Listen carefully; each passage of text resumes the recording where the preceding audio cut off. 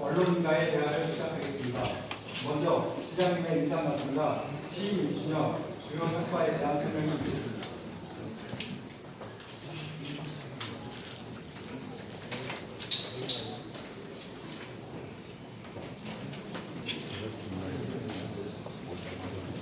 안녕하세요. 손승구입니다.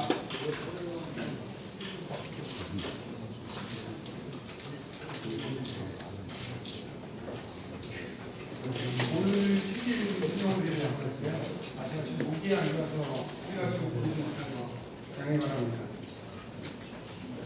저희가 지역계획하고 시민들과의 대화를 여러 차례 하고 있습니다. 지금 언론인과의 대화는 그 일환으로 진행되는 겁니다. 그러니까 기존에는 저희가 사회단체나 어떤 특정 단체들하고 대화를 진행했는데 언론인들하고의 간담회가 없어서 언론인들과의 대화를 좀 정량하자 이런 취지에서 진행됐고요. 제가 한 거에 대한 설명은 질의응답을 하면서 답변을 드리는 것이 좀 더 맞을 것 같거든요. 그래서 그냥 자유분방하게 질의를 하시면 제가 그 답변하는 과정에서 정책이나 이런 것도 답변이 될 것 같습니다. 그러면 다음은 시정 주요 현안에 대하여 질의 답변 시간을 갖도록 하겠습니다. 질의 내용은 화성시정이나 화성시 비전에 대하여 질의해 주시길 부탁드리며 지역적인 사안이나 특정 이해관계에 대한 질문은 삼가해 주시기 바랍니다. 질의가 있으신 언론인께서는 먼저 손을 들어 사회자에게 지명받으신 후 소속과 성함을 말씀해 주시고 간단 명령하게 질의해 주시기 바랍니다. 질의하시는 언론인이 계시면 질의해 주시기 바랍니다.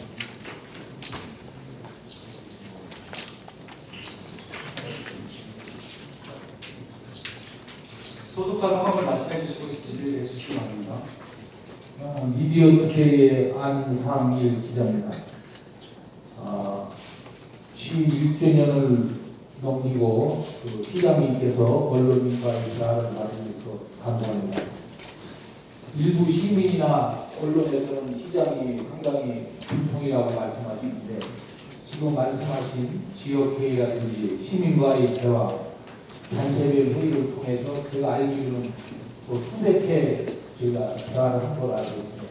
간단히 요약을 이렇게 해주시고요.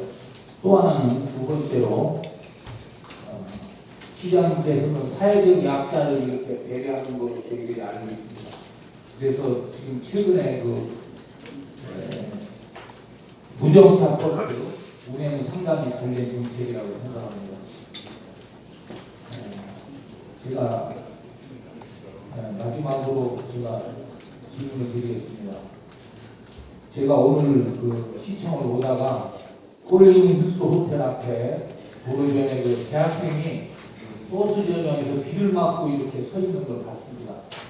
그런 대학생의 아마 그린 빌라 그 부근에서 있는 대학생 같은데 그 학생을 배려하는 비가림 시설 이거를 간단하지만 이렇게 설치해 줄 수 없는지 이렇게 질문드리겠습니다. 이상입니다. 우선 비디오스데이 기자님이 질문하셨는데요. 마지막 질문 보통 이제 주민들이 많이 하는데 상당히 인상적입니다. 이 질문 내용이요.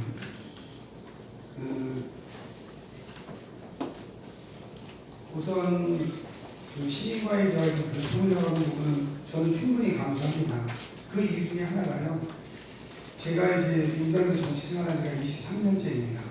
근데 기존의 정치를 좀 바꿔보겠다는 게 제 생각이 좀 많이 있습니다. 그게 어떤 내용이냐면 국회의원이나 시장, 그러니까 제가 예를 들어서 불통이라는 소리를 안 들으려고 하면 되게 쉽습니다. 기존에 만나던 사람들을 만나주면 되는 겁니다. 사회단체장이라든가 이런 사람들.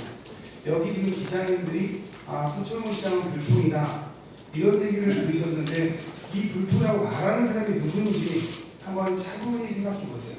나한테 서철모 시장은 불통이라고 말하는 사람이 과연 누구인가? 그분들이 사회단체들이나 지역의 오피니언 리더 격에 있었던 분들이에요. 그러니까 시장이나 국회의원 정도 이상되는 정치인이 1년간 상대방의 말을 3분 이상 들을 수 있는 사람이 몇 명 될까 하면 200명을 넘기 어렵습니다. 그리고 1년, 2년 지나면 이 폭이 바뀝니다. 왜냐면 처음에는 시장됐다고 쓴소리도 하신 분이 1년 지나면 서천모 시장이 그분을 만나서 쓴소리를 듣기 싫어해요. 그럼 그분은 빠져나가죠. 그러면 한 2, 3년 시장을 하면요, 저한테 좋은 소리만 하는 분만 하게 됩니다. 근데 제가 지역회의를 하면 72번 합니다. 이런 간담회를 한 130번 해요. 그러면 200번 정도 하거든요. 저는 화성에 이렇게 많은 기자분이 있는지 몰랐습니다. 그리고 제가 지역회의를 하거나 시의 가장 큰 사항은 시장의 행동입니다. 시장이 뭘 하고, 시장이 무슨 생각하고, 시장이 어디 가고. 근데 제가 행동할 때 기자분들 두세 분 이상 있는 걸 본 적이 없어요. 근데 오늘 엄청나게 많이 오시잖아요. 저한테 지금 어떤 분이 질의할지는 모릅니다. 아무나 질의할 수 있는 권리가 있잖아요. 지역회의나 제가 간다면은 제가 평상시 만날 수 없던 분들이 저한테 항상 요구를 하고 질의할 수 있는 장을 만들어드리는 겁니다. 근데 그럴 때 제가 어떤 특정인들하고 간담회를 하면 어느 특정한 분, 저를 만날 수 있는 분은 이런 간담회가 싫겠죠. 왜? 자기들의 의견만 전달하고 싶으니까. 그거를 바꾸고 싶은 겁니다. 그래서 1년, 2년, 3년 지나면 제가 그대로 200회 하고 내년에 200회 설정할지 모르겠지만 200회가 솔직히 해보니까 엄청 무리가 있습니다. 왜냐면 2시간씩 200회 한다는 거는 주말 빼고 휴가 빼고 거의 매일 해야 돼요. 그리고 나서 또 하나의 문제가 이게 2시간 와서 되는 게 아니고요. 제 나름대로 이 2시간의 준비를 최소한 몇 시간을 해야 됩니다. 그 과정에서 오는 문제가, 그러니까 불통이라는 거에서 제가 받아들이면 되는 거고요. 제가 200회를 하면 그분들이 50명씩만 해도 10,000명하고 제가 상의하고 중복이 있다 해도 최소한 3,000명 이상하고 저희 잘 만나는 겁니다. 그럼 그분들이 원하면 저 언제든지 만날 수 있고요. 대상자를 제한하지 않기 때문입니다. 그리고 언제든지 손을 들고 먼저 드는 분은 사회자가 지명해서 오늘도 마찬가지일 거고요. 어떠한 질문인지 할 수 있는 위치에 있는 겁니다. 질문에 대한 내용도 제한하지 않았어요. 오늘도요. 어떠한 질문이든 할 수 있습니다. 그래서 그런 부분에 대해서는 아마 그런 문제가 있는 것 같고, 사회학자들은 그렇습니다. 제가 얼마 전에 코스타리카를 갔다 왔습니다. 거기가 국민소득이 12,000불이에요. 화성은요, 지금 GRDP가 1인당 7만 불이 넘습니다. 그런 나라에 6배가 넘죠. 그럼에도 불구하고 우리 화성 사람이 행복하다고 생각하고 더불어 산다고 생각을 할까? 있는 사람들이 쟁취하고 없는 사람은 계속 없는 시스템이 있는 겁니다. 아마 언론도 비슷한 상황이 보여져 있을 겁니다. 거기에서 저는 이제 화성시가 함께 사는 다른 사회를 만들어갈 수 있는 방법이 뭔가, 이게 매우 중요하다고 생각합니다. 그 중에서 화성이 우리가 재정세력 1위, 가장 젊은 도시 1위, 경쟁력 1위, 이런 도시에서 이제는 함께 사는 도시 1위, 약자를 생각하는 1위 도시, 환경을 생각하는 1위 도시, 이거로 패러다임을 좀 전환해야 된다, 이런 생각이 있는 겁니다. 그 중에 하나가, 저는 예전에는 의식주가 가장 중요했다고 생각하면 그 당시에는 의식주였기 때문에, 왜?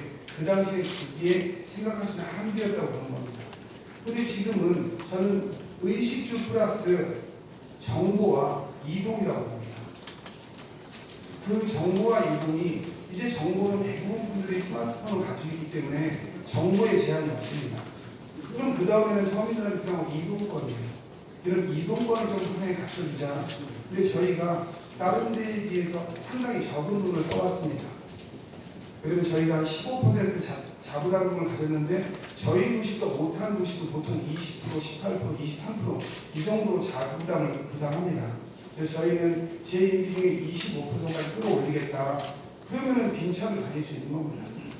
그런 부분에서 저는 어느 게 화성시의 미래를 제시할 수 있는 사회인가, 이게 약자와 함께 할 수 있는 공존의 사회라고 생각하는 거고요. 좀 아까 말씀하신 일반 주민 민원처럼 말씀하신, 제가 되게 감명 받았던 학생 한 명이 비를 맞고 있었다, 이런 부분은 제가 아직 구석구석 못 살폈는데 좀 더 살펴서 그런 부분에 보다 노력하도록 하겠습니다.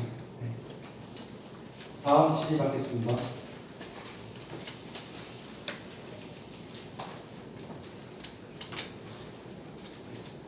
안녕하십니까. 경기탄우시의 곽봉석 기자입니다. 시장님, 긴 감옥주택 단비가 내리는 것 같습니다. 1년이 지났는데 인근 지자체장이 경기에 30일이 신고이 있습니다. 그 많은 지자체장 중에서 작게는 3번, 많게는 20번 정도의 기자 간담회를 열었습니다. 근데 우리 시장님은 아까 좀 전에 안상현 기자님 말씀하신 불통이란 말이 그래서 나온 것 같습니다만은 제가 생각할 때 이제서 여기 기자간담회를 연 이유가 무엇인지 이유가 그럼 이 부분을 아니면 비서실에서 막았는지 아니면 시장님의 개인 생각인지 그리고 두 번째는 지금 현재 홍보실이 굉장히 저는 방대하다고 생각을 합니다.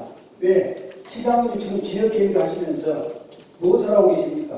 페이스북 홍보를 하고 계십니다. 근데 인근시는 100만이 넘어도 18명이 홍보실 근무를 다 해요. 화성은 28명입니다. 28명이 과연 다른 민원시대 아는 부족한 인원이 많아요. 공무원들이 너무 방대하기 때문에 그 인원을 축소해서라도 보내주셔야 된다고 생각을 하고 아니면 시장님이 지금 잘하시는 페이스북 팀만 운영을 해야 된다고 생각하는데 그 이유에 답변을 좀 해주시기 바랍니다. 네, 그 두 가지 질문에서요. 우선 다른 도시와의 차이를 얘기해 다른 도시는 뭐 적게는 조금 했고 많게 많이 하셨다고 했는데 우선적으로 기본적으로 아는 건 제 지침이었습니다.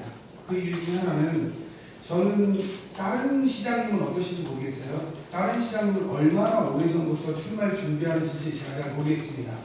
근데 저는 시장을 출마하겠다 막연한 생각은 오래전에 했지만 시장 본격적인 출마 준비를 불과 6개월 했습니다. 그게 대한민국의 현실일 수도 있어요. 그런 분들이 수많은 공약을 내고 현실적으로 그럽니다. 그러면서 그분들이 마치 행정에 대한 모든 준비를 하는 것처럼 하는데 저는 그게 바람직하다고 생각하지 않았어요. 개인적으로. 그래서 시장이 되고 제가 제안한 게 나는 내 공약을 백지화하겠다. 그리고 시민들의 공약을 다시 모으겠다. 그리고 다른 시의원, 도의원, 국회의원들이 낸 공약 중에서 제가 받아들일 걸 받아들이겠다. 이런 과정이 3, 4개월 좀 있었습니다. 그리고 나서 내가 생각했던 것과 다른 분들이 생각하는 게 얼마나 다른가. 이 과정을 통해서 진짜 시민들한테 서철모가 주장했던 공약이 아니고 시민들이 진짜 행복할 수 있는 공약은 뭔가 그 공약을 준비하는 과정이 1년 걸리셨다고 보면 됩니다. 그 이유가 기자간담회를 해서 막연하게 질의하고 제가 준비가 되지 않잖아요. 제 주장을 하게 돼 있습니다. 또 하나는 그 간담회가 과연 시에 도움이 되나 시민들한테 이게 과연 소통인가 홍보인가에 대한 부분이 하나 있는 겁니다. 그 부분에서 시장을 알리기 위한 홍보 부분은 일단 1년간 안 하는 게 좋겠다. 이러한 기본적인 생각이 있었습니다. 그리고 그런 부분이었고요. 지금 하는 건 홍보라고 생각하시면 홍보라고 받아들이시면 되고요. 하나는 제가 체육인가의 간담회 아니면 문화예술인가의 간담회 이러한 간담회의 한 파트라고 생각해 주시면 좋습니다. 그리고 또 하나 홍보실이 아까 인원이 많다. 그 부분에 대해서는 저는 줄일 생각은 없습니다. 그 이유 중에 하나가 화성시에는 인원을 보강할 계획입니다. 그 이유가 왜냐면요. 화성시는 이번에 추경까지 다 편성하면 예산이 한 3조가 넘어갈 겁니다. 분명히요. 그런데 대한민국이라는 정책에는 잘못된 부분이 하나 있습니다. 왜? 위에서 정해놓고 누구나 똑같은 옷을 입으라고 합니다. 저희 지방자치가 시작한 지가 25년이 지났는데요. 25년 전에 만들어 놓은 옷을 지금 서철모 시장이 입기를 바라고 있는 게 대한민국입니다. 현재. 그건 어떠한 문제가 있냐면요. 화성시 예산이 3조가 되는데 저희 인건비 예산이 한 1,800억 정도 됩니다. 화성시 공무원들이 다른 데보다 못한다는 얘기 듣는 것 중에 하나가요. 우회의 행정상의 문제가 있을 거예요. 다른 데는 공무원 한 명 1억을 쓴다면 저희는 공무원 한 명당 예를 들면 3억, 4억을 써야 됩니다. 다른 데는 1억을 쓰기 위해서 5천만 원짜리 사업 2개를 만들면은 이분들은 이 2개의 애정과 관심과 계속 불러보게 됩니다. 그리고 잘못되면 내년에 더 잘된 정책을 하려고 계속 바꿔나갑니다. 하지만 화성시는 4억을 한다면 8개의 사업을 하니까 사업을 만들고 지나가도 버거운 겁니다. 이게 현실이에요. 그렇기 때문에 우리가 어떻게 하면 이걸 해결할까 해서 공무원 수를 늘려달라고 우회할 때는 그래서 현행 법 테두리를 벗어나서 시장의 권한을 이용해서 저는 시간 선택제고 기간제를 훨씬 더 늘려야 된다. 저희가 공무원 인건비를 200억을 더 쓰면 1,800억에서 2,000억을 쓴다면 전 예산을 2,000억 절약할 수 있다고 생각합니다. 그래서 인원을 더 이상 늘리는 방향으로 갈 생각이지 어디 특정한 부분을 줄이려고 하는 생각은 적습니다. 그래서 제가 다음 주에 행안부 장관도 만나고 총리님도 만나는데 거기에서도 화성의 특수성을 계속 지금 강조하고 있습니다. 근데 저희가 234명당 공무원 하나인데 수원 같은 경우 240명당 한 명입니다. 위에서는 똑같은 옷을 만들어서 다른 데는 240명대도 잘하지 않냐 이런 주장을 펴고 있는 겁니다. 행안부도 그렇고 다른 정부부처도 그렇고. 그런데 수원에는 바다도 없죠. 농업토리도 작죠. 축사로도 없죠. 이러한 특성이 다 다른 거예요. 이게 자치구권을 보다 강화해야 되는 이유 중에 하나가 되는 거죠.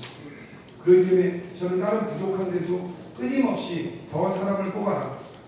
최종 책임은 시장이 지더라도 시가선택제든 계약제든 뽑을 수 있는 데까지 뽑아라. 이게 기본 방침입니다. 그리고 홍보팀도 저는 많다고 생각하지 않습니다. 여기가 다 언론사기 때문에 저희가 홍보를 하기에 부당한 게 있으면 기사로 쓰시면 됩니다. 아, 화성시장은 28명을 써서 이러이러 안 좋은데 많이 낭비하더라. 이걸 기사화하시면 힘을 갖고 계신 분들이에요. 여기 분들은. 그러면 제가 반성할 부분을 반성하고 가장 강력한 부분이 언론 아닙니까? 여기서 쓰셔서 그걸 바로잡게 할 수 있는 힘이 있으십니다. 네. 다음 질의 받겠습니다. 뒤쪽으로 해서요. 반갑습니다. 경기는 오유석 기자입니다. 시민과에 대한 좋은 벤치가 시작합니다. 네. 반갑습니다. 시장님께서는 행정가이시기 전에 정치인입니다. 앞선 질문과 매우 좀 같이 하는데 다시 한번 질문을 드리도록 하겠습니다. 취임 후 한 번도 언론인과의 대화를 갖지 않으셨습니다. 네. 그 진짜 이유를 말씀해 주시기 바랍니다. 두 번째, 서초구하면 지역회의입니다. 여태까지 진행해온 지역회의에 대한 평가와 성과가 있다면 어떤 얘기인지 말씀해 주시기 바랍니다. 두 번째 것부터 답을 드리면요. 지역회의는 제가 시장이 된 가치와도 되게 비슷합니다. 그건 뭐냐면 왜 자치분권 얘기를 하냐고 하면요. 이제 시대가 달라졌습니다. 예전에는 한 명의 리더가 시를 이끌어갔어요. 그 이유 중에 하나는요. 정부의 독점에 있었습니다. 정부의 독점에 있기 때문에 그 사람이 어떤 행위를 했을 때 정치적인 행위를 했을 때 그게 우상화될 수 있는 거죠. 하지만 이제는 그게 불가능합니다. 제가 하는 일거수일투족이 다른 사람의 SNS 등을 통해서 소셜미디어를 통해서 전부 실시간으로 나가고 있는 상황이 있습니다. 그러면 이제는 패러다임을 바꿔줘야 됩니다. 자치분권을 하는 이유가 좀 아까 제가 몸에 맞지 않는 옷이라는 표현을 했지 않습니까? 예전의 국가에서 똑같은 통제 방식으로 시군별로 해도 됐습니다. 근데 지금은 시군의 특성이 좀 다른 거예요. 그것처럼 이제 시민들이 너무 똑똑하십니다. 그러면 시민이 똑똑하다는 걸 인정을 해야 돼요. 그러면 앞으로 화성시가 가야 될 방향, 대한민국이 가야 될 방향은 시민들과 함께하는 거버넌스입니다. 근데 이 거버넌스에서 왜 지역기회를 중시하냐고 하시냐면 의회가 있다는 이런 얘기를 합니다. 저는 의회는 의회로서 존중을 해야 돼요. 근데 다른 부분이요. 저희 화성시 예를 들면요. 화성시가 21분의 의원이 계십니다. 한 분 의장이 있어요. 나머지 20분이 4개의 상임위로 나눠져 있습니다. 한 상임위에 5분씩 계십니다. 제가 있는 남양, 이 남양에 소속되는 의원이 2분이신데요. 한 분은 의장님이십니다. 그럼 한 분만 남아 계세요. 4개 상임위 중에서 1개의 상임위에만 이분이 들어가 계세요. 3개 상임위에는 남양을 대표할 수 있는 사람이 없는 겁니다. 현재. 근데 우리 기자님들이 다 아시겠지만 의회에서 상임위에서 통과된 게 본회의에서 부결되는 걸 보신 적이 있나요? 대표성이 결여되는 겁니다. 심각하게 대표성이 왜곡되고 있는 거예요. 뽑은 대표성이 왜곡되고 있는 게 아니고요. 뽑아놓으신 분의 활동의 영역이 대표성을 왜곡하고 있는 겁니다. 그게 의회 구조를 갖추고 있는 거예요. 그러면 남양이나 이쪽의 기봉이나 마루보다 서신의 거를 여기 계신 의원님이 들으셔도 본인 상임위가 아니면 거기에 전달하는 구조가 없는 거랑 같은 겁니다. 현재 상황이. 그러면 그분들은 그 의원님을 우리를 대변으로 뽑았는데 그분은 상임위에 가서 말할 수 있는 권리가 전혀 없어요. 그럼 본회의에서 한 번도 토론한 적이 1년 동안 한 번도 없습니다. 상임위 결정난 거를 우리 다릅니다라고 주장하는 의원이 한 분도 안 계세요. 이러기 때문에 이 대표성 왜곡을 거버넌스로 가는 게 뭐냐, 그게 좀 지역회의라고 보고 있는 겁니다. 제가 아까 말씀드린 200번 할 시간 동안 언론인들께 많이 세금을 나서 간담회하고 오피니언 리더, 화성시에서 한 2,000분이다 이렇게 간담회하면 저 다 좋다고 하시겠죠. 하지만 그거는 시민들의 뜻을 심각하게 왜곡시킨다 이런 생각을 갖고 있어서 지역회의나 간담회 좀 많이 하려고 하는 겁니다. 그 다음에 아까도 지금 요번에 의회에서도 그런 얘기가 나왔어요. 이거를 조례화해야 되지 않냐. 저는 시간이 좀 필요하다고 봐요. 왜? 시간이 지나면서 저는 이 지역회의가요, 어떠한 시간이 가면 지금하고 완전히 달라질 겁니다. 처음에 그분들은 본인의 민원을 내야겠다는 이러한 거 하나로만 모여있는 거예요. 근데 벌써 빨리 하면 8번째 했습니다. 그러면서 의식이 조금씩 변하다고 저는 느껴져요. 아마 다른 기자님들이 거기 와보시면 느낄 수 있을 겁니다. 내용이 달라지고 있거든요. 그리고 이분들이 이제 내가 내 마을을 위해서 해야 되겠구나 생각이 점점 강해집니다. 그렇기 때문에 지역회의는 무엇보다도 중요하다고 생각하고요. 그리고 이게 어느 의원님이 얘기했지만 먼저 200명인데 지금 30명밖에 안 되잖냐. 당연한 겁니다. 대한민국 그렇게 남이 적극적인 사회가 아니에요. 본인한테 이득이 오지 않는 건데. 그런데 그나마 한 번역당 20-30분씩이라도 나를 희생해서 마을을 생각하는 분이 나온다면 저는 화성이 변하고 있다고 생각하는 겁니다. 그리고 아까 진정한 왜 이런 거 아니냐, 그것도 이런 겁니다. 어느 정도 성과가 싹이 보이면 얘기가 시작이 되는 겁니다. 그 전에 만났어야 제가 뭘 하겠다는 포부 얘기밖에 안 돼요. 근데 저는 제가 시작하고 상상하는 게 제가 거창한 걸 내는 걸 별로 싫어합니다. 거창한 건 어길 확률이 많아요. 시의원, 도의원, 시장 공약을 한번 쫙 살펴보세요. 제 공약이 가장 별 볼일 없을 겁니다. 어느 분은 대통령이 돼야만 낼 수 있는 공약을 시의원분들이 내고 계세요. 시민들은 거기 속고 있는 겁니다. 현실이요. 그러니까 신뢰를 보여줘야 됩니다. 그 신뢰를 보여주는 시간이 필요했다고 생각하면 정확한 답일 겁니다. 네, 다음 질문 하겠습니다.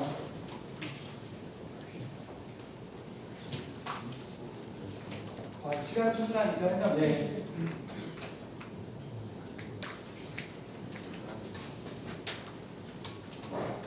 네, 반갑습니다. 현대일보 박이호 기자입니다. 기분 좋은 변화, 행복 가슴 발전을 위해서 12년간 대외 출장 비행하게 한 7회 정도 다니시고 가슴 시민 지역이 240회 목표로 일주주야 노력하시는 서철모 가슴 주장님께 많은 찬사를 보내드립니다. 이어서 한 3가지 질문을 드리겠습니다. 첫째, 취임 당시 공약 사항 중 중점 추진 사항이 84개에서 3개 줄여서 81 정도 함으로 1년이 지나 현재 추진은 약 몇 프로 정도 진행되었는지 말씀해 주시고, 두 번째, 앞으로 약 1개월 정도 있으면 우리 고유의 명절 추석입니다. 추석 명절 3일간 비봉, 매송, 고속도로 톨게이트를 면제할 것가 있는지도 말씀해 주시고, 또 취임 당시 공무원 숫자가 약 1,800명 정도 됐습니다. 지금 현재 약 2,500명 정도인데, 그러나 청사 직원 주차장이 아주 부족한 상태입니다. 그 부족한 상태에 공간 뒤쪽에 주차 타워를 설치를 하든지, 안 그러면 공간 앞쪽에 계단식 주차장을 설치할 것가 있는지, 또 그리고 지금 현재 식당 공간 식당 2층에서 도시안전센터 이 건물 부서가 많이 늘어나서 사람의 왕래가 많습니다. 또 구름다리 설치할 의사가 있는지 같이 말씀해 주시기 바랍니다. 감사합니다. 네. 일단 3가지 말씀하셨는데요. 제 공약이 84개에서 81개로 되고 몇 퍼센트냐, 저는 몇 퍼센트인지 모릅니다. 그리고 몇 퍼센트가 별로 중요하다고 생각하지도 않고요. 왜냐면 제 공약은 제가 지난번에 말씀드렸습니다. 공약을 내고 시장에 대한 공약을 많이 변경을 했어요. 그 변경하는 이상 앞으로도 마찬가지입니다. 제가 1년 동안 해보니 제 공약을 잘못했다면 언제든지 폐기된다고 생각합니다. 공약에 집착하는 건 중요하지 않고요. 어느 게 진짜 시민한테 필요한 공약이냐, 그리고 제 공약을 다 해서 나중에 공약 이행률이 0%여도 자기 공약은 못 지켜도 시민들 말을 많이 했다, 이걸 더 중시하기 때문에 지금 몇 프로 됐는지는 잘 모르고 이걸 크게 중요한 사안으로도 생각하고 있지 않습니다. 두 번째는 추석 연휴 기간 동안 비봉배송 민자고속도로 통행 면제는 이미 지시돼서 이건 이번에 면제될 겁니다. 그래서 저희가 지금 진행 중인 것으로 알고 있고요. 그 다음에 공무원이 넘는데 청사의 문제는 저희가 계속 좀 얘기했어요. 청사 관리는 진작부터 좀 됐어야 되는데 문제가 있다 해서 지금 현재 지시된 사항은요. 우리가 지난번에 여기 이제 공식 이름을 보겠는데 기념 뭐 있었지 않습니까? 여기 청사 뒤쪽이에요. 근데 그 지금 저쪽에는 가리건물처럼 저희가 청사를 쓰고 있는 게 있어요. 근데 그 왼쪽에 그쪽에 청사를 일단 쳐요. 청사 짓고 그쪽에 지금 있는 분을 이쪽으로 이동해서 일을 할 수 있게 하고 그 다음에 저쪽을 해서 저쪽에 주차 빌딩을 쳐라.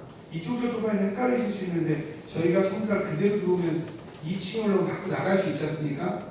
나가면 이제 공원처럼 흡연부스 있고 조성이 돼 있어요. 그 오른쪽에 전기 충전하는 데 있고 거기 간이 건물처럼 지금 저희 별관동이 있거든요. 그쪽에 지면 부신 동안 할 수 있는 방법이 없습니다. 그래서 그 반대쪽 편에 그쪽에 건물을 짓고 청사를 그게 다 완공이 되면 오른쪽 걸 붙이고 그쪽에 주차 타워를 짓다고 이미 검토가 들어가 있는 상태입니다. 그 다음에 마지막 도시안전센터에 구름다리를 넣을 생각이 있냐라는 부분에 저는 이쪽에 청사가 젖으면 뭐 제 생각에는 좀 원래 이런 것도 하나 붙어 있습니다. 저는 우리 이 공식 이름이 갑자기 생각이 안 나는데 제가 좀 이렇게 이름을 잘 못 기억해요 원래요. 우리 입구 쪽에 센터, 문화센터 같은 데 하나 있거든요. 네. 모듈링 센터가 있는데 저는 개인적으로 한번 검토해다 여러 가지 논란 때문에 지금 중단했는데 저는 모듈링 센터를 본청으로 이용한다는 생각이 강했습니다. 대신에 만약 이쪽 분들의 합의가 있다면 모듈링 센터를 나눠서 그거보다 더 커진 아이들도 3개든 4개든 필요한 데 들어가야 된다고 생각합니다. 왜냐면 주민들이 여기 뉴타운처럼 아파트를 짓는데 그분들이 모듈링 센터 올려도 차를 다 가지고 오셔야 돼요. 저는 모듈링 센터 같은 게 3, 4개로 나눠져서 총면적은 더 넓어지더라도 단지별로 들어가면 된다고 생각을 갖고 있습니다. 근데 그게 그렇게 하면 논란이 좀 커질 것 같아서 일단은 고려하고 있는 상태입니다. 그래서 이쪽에 지려고 하는데 화성시 공무원은 더 늘어납니다. 왜냐면 시청을 옮기지 않는 한 화성시 예상 인구는 지금 130만까지 늘어나거든요. 의회도 부족하고 그러면은 여기다 짓는 것도 천상은 임시 방편입니다. 이기에 저도 임시 방편으로 될 수밖에 없어요. 제가 시장되고 제 시장실 반을 잘라서 땅부서 내줬습니다. 아마 226개 지자체에서 시장실 규모로 제가 아마 제일 작을 걸 확신합니다. 그 이유가 잘라주고 싶어서가 아니라 다른 사람 있을 데가 없는데 잘라줄 수밖에 없었습니다. 그래서 그걸 포함해서 아마 이쪽에 남양 쪽 발전기에게 넣어야 되지 않겠나. 그리고 다른 민원인들을 위해서 우리가 딴 데 나가 있는 본청에 있어야 되는 불구하고 내청에 있는 다시 들어와야 된다. 이런 생각을 기본적으로 갖고 있습니다. 다음 잠시만요. 저쪽 끝에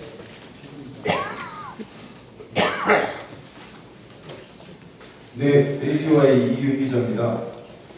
오늘 시장님 1년 만에 이렇게 기자회견을 하니까 진즉했으면 불통이라는 소리는 안 듣지 않았을까 하는 생각이 드는데요. 그동안 이제 주민들과의 대화를 하면서 충분히 그 화성시에 대해서 파악이 잘 됐다고 생각을 합니다. 근데 이제 얘기 중에 시장님께서는 충분히 그 시민들의 변화를 느끼셨고 어느 정도 만족도를 갖고 계신데 그 민원들을 얘기하다 보면 시민들은 그 시장님과의 대화에서 과연 어느 정도 만족하는지를 파악을 하시는지 좀 궁금하고요. 그 다음에 지금 오늘 기자회견을 하면서 말씀하시는 거 보니까 어떤 토론을 해도 충분히 자신감 있게 끌고 나갈 만한 그런 분이라고 생각이 듭니다. 지금 화성시의 가장 중요한 현안인 수원 공공항 이전 부분에 대해서 정치적인 문제와 여러 가지가 있지만 수원시의 염태영 시장과 한판을 내고 충분히 잘 하실 거로 보여지는데 혹시 만날 의향이 있으신지 궁금합니다. 네. 우선 좀 아까 주민과의 대화에서 시장은 만족하는데 시민들의 만족도를 조사했냐 이 말씀을 하셨는데요. 제가 되게 소시민이라 욕심이 별로 없습니다. 그래서 작은 거에 행복해하고 작은 거에 만족해해요. 근데 시민들이 저처럼 작은 거에 만족해야 할지는 제가 좀 잘 모르겠습니다. 근데 저는 시민들이 아까 말했듯이 저를 전혀 모르는 분이 지금 기자님도 저를 처음 보지 않습니까? 그분이 자기 얘기를 할 수 있고 공개적인 자리에서 이것만으로도 저는 되게 큰 전환점이라고 생각하고 있습니다. 또 하나 그 수원 공공항 이전 말씀하셨는데 이 부분에 대해서 저는 이렇게 생각합니다. 이게 수원시장님을 제가 여태껏 만난 게 한 20번 만났을 겁니다. 1년에요. 그러면 엄청 많이 만난 거죠? 네. 근데 수원시장님도 이 공공항 문제를 저한테 끄집어낸 적이 없어요. 그거는 제가 후보 시절에 저는 민주당이 23년이에요. 그리고 화성시정도 규모가 되면 시장이 행정가일까 정치가일까 고민할 지점이 있다. 우리가 정치적으로 행동할 거와 행정적으로 행동할 거 구분하자. 이걸 제안을 했어요. 그래서 산수화 협의 때도 우리가 구시장 협의체를 만들어서 행정적인 문제는 화성시가 앞장서서 양보하겠다. 우리가 저만 초선이고 두 분은 3선이지만 제가 양보하겠다. 어떤 거에서 뭐 하나 주고 하나 받는 일은 없을 거다. 하나 주시면 내가 2개 드릴 것이다. 이렇게 말씀을 드렸어요. 근데 궁금한 문제는 사안 좀 다릅니다. 여러분 이거는 별로 오래 얘기한 적이 없어요. 둘 다. 왜? 생각이 같습니다. 이 자체가 행정적인 문제가 아니라는 것을 알고 있어요. 이미 정치적인 문제다. 그렇기 때문에 아마 수원시장도 삼성까지 되셔서 이 얘기를 이렇게 크게 뭐 안 하시는 것 같고 이걸 갖고 자꾸 대화가 본인한테도 유리하다고 생각하지 않으실 겁니다. 뭐 토론을 제안하시지도 않으셨고 저는 제가 제안해야 된다고 생각하지 않습니다. 그렇게 굳이 해서 옆 동네 간에 불협화음을 만들 필요가 있나. 제가 그런 이유 중에 하나가 제가 반대하면 천상 공무원 못 옵니다. 그리고 제 스스로 저는 그 정도 막을 힘이 있다고 생각하고 있습니다. 네. 이쪽으로 정답 해주시면.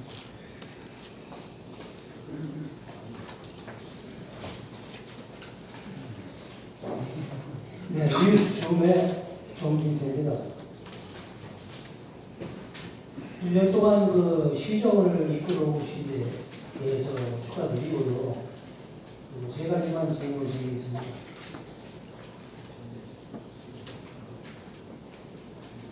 지금 이 유인물에 보면 보건정책은 하나도 나와 있지 않습니다.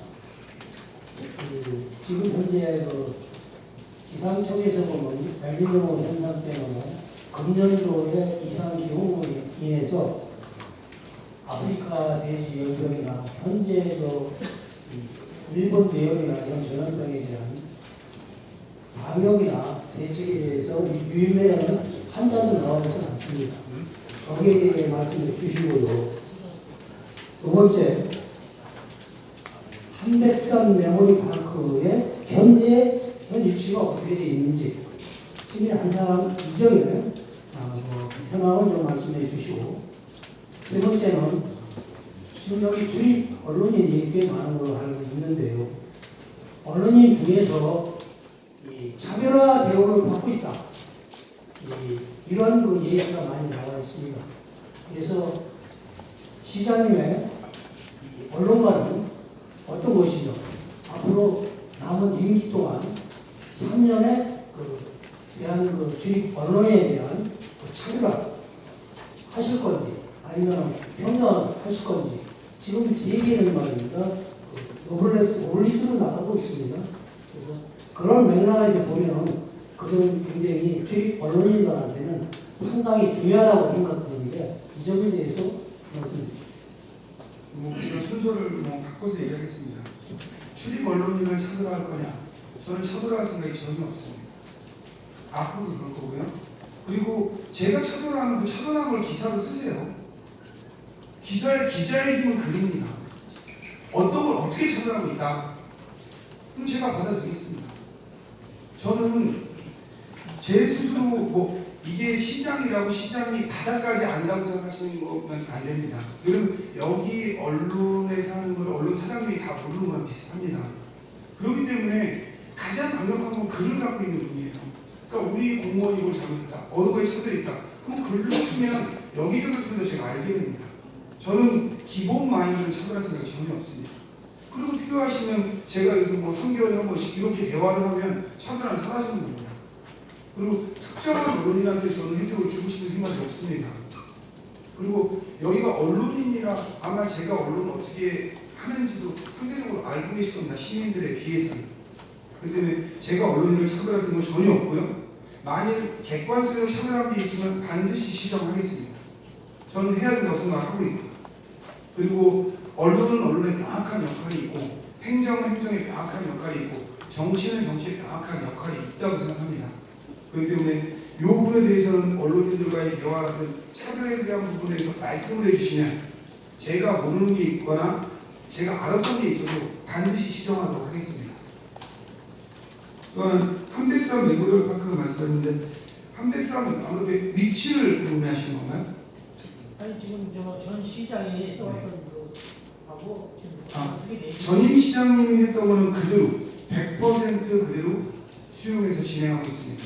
달라진 거는 그전에는 안양시가 안 들어갔는데 먼저 시장이 안양시장이 바뀌면서 안양시도 좀 함께 하고 싶다 해서 나머지 기존의 5개 단체에다 합의를 해서 안양시까지 포함해서 6개가 진행되는 거 말고는 전임 시장님이 했던 거를 조금 더 변화 없습니다. 거기에.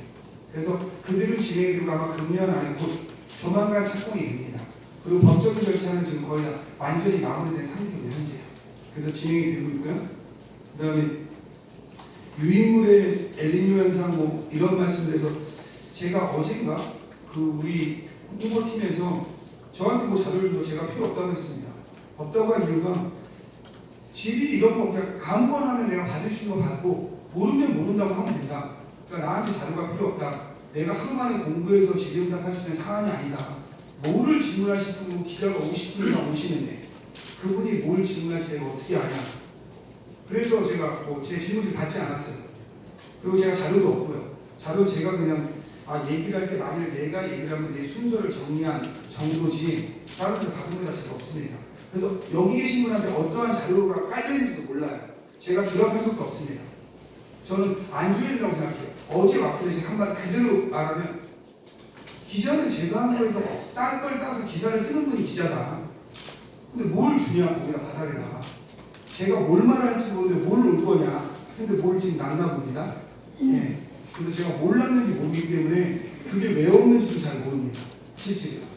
그리고 저는 그 방역 대책, 아프리카 열병이나 뭐 저희가 엘니뇨 현상, 제가 행정을 하면서 이런 한계들이 있어요. 여기 계신 분들과 제가 훨씬 전문가가 아닙니다. 어떻게 보면 여기 계신 분들도 전문가예요. 왜 언론사에서 몇십 년을 하면서 다양한 분야의 얘기를 들으시잖아요. 하지만 저는 행정을 한 지가 1년밖에 안 됐습니다. 그전에 정치인으로 정치 얘기를 하던 사람 때문에 세부 잘 몰라요. 아까도 1년 늦게 한 게 1년 동안 파악하는 시간이 많이 필요했어요. 그게 사실이고요. 그래서 저는 환경에서 우리가 좀 미세먼지 대책이나 이러한 실제로 뭔가 아프리카 대지열병이나 방역 대책 이거는 그 국장님 지휘하에 일자리교육청 지휘하에 어떻게 하려고 받았는데 제가 대책을 어떻게 하고 기억을 못합니다. 근데 이미 제가 보고받아서 그 열병이나 이런 거에 대해서 대책을 세우고 있다는 정도만 알아요. 하지만 어떠한 거에 뭐 무슨 약을 놓고 이런 거는 제가 해야 될 일이라고 생각하지도 않습니다. 저는 시정이 한 8, 90%는 부시장 중심으로 기조실장이 하는 게 맞다고 생각합니다. 실무장들이 하는 거고 거기에 제가 정책적인 방향을 결정하는 게 제 역할이고 저는 정치인으로서 뭐 국제테마파크 유치나 화성의 장래적 그림에서 제가 청와대 출신이라 거기랑 네트워크를 연결해야 되거나 이러한 부분 제가 지난번에도 얼마 전에 코스타리카를 갔는데 대통령하고 영부인 만나고 부통령을 2번 만나고 장관 만나고 47개 단체장 앞에 제가 연설을 했습니다. 저는 이게 제가 갖고 있는 힘이라고 생각해요. 제가 아까 외국을 나가도 그 나라의 대사를 만나던가 다 합니다. 아마 기자분들이니까 인근 도시들 그분들 외국 갔을 때 누굴 만났나 한번 검색을 해보세요. 거기에 비해서 저는 제가 갖고 있는 네트워크가 거기가 훨씬 높습니다. 이번에도 제가 코스타리카 가서 저희가 시장 개척단을 파견한다고 했습니다. 그러한 부분이 저는 되게 큰 성과로 올 수 있어요. 저희 중소기업들이 많은 걸 외국에 수출하려고 하는데 그분들이 가서 거기 대외협력 국장이라 하다 보니 장차관을 못 만나더라도 만날 수 있게 하는 게 이 시장이 되게 중요한 역할이라고 생각하거든요. 그런 부분에서 제가 좀 역점을 두고 있어서 방역 대책을 세부적으로 지금 제가 자료가 없는 상태에서 어떠한 대책을 강구하고 있다 이거는 말씀 못 드리는 걸 좀 양해 부탁드립니다. 하지만 저희 국장님 중심으로 철저히 대비를 하고 있습니다. 필요한 거 저희가 서면으로 잘 드리도록 하겠습니다. 다음 질문 하겠습니다.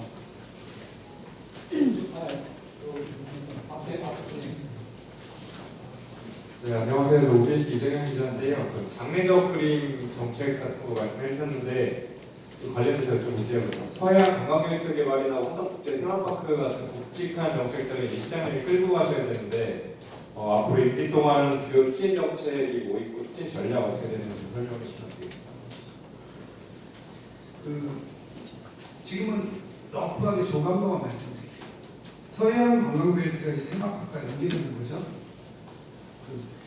제가 아까 모든 파크도 잘 기억 못하고 제가 사람 이름이나 뭐 이름을 잘 다른 거는 되게 잘 기억하는데 그런 걸 잘 기억을 못해요. 근데 먼저부터도 균형 발전을 어떻게 할 거냐 계속 화두였어요. 근데 제가 시장 경선 때부터 한 얘기가 저는 균형 발전이라는 얘기를 하지 않는다 하면서 지역 특화 발전이라는 특화론을 꺼냅니다. 그거는 뭐냐면요. 화성시를 저는 한 개로 보지 않습니다. 화성시를 여러 개의 시가 모여있다라고 스스로 구역을 나누는 겁니다. 그래서 거기를 각각 어떻게 발전시킬까? 이 중에서 서해안 관광벨트라는 게 생긴 거고 거기에 제일 중요한 게 국제테마파크였습니다.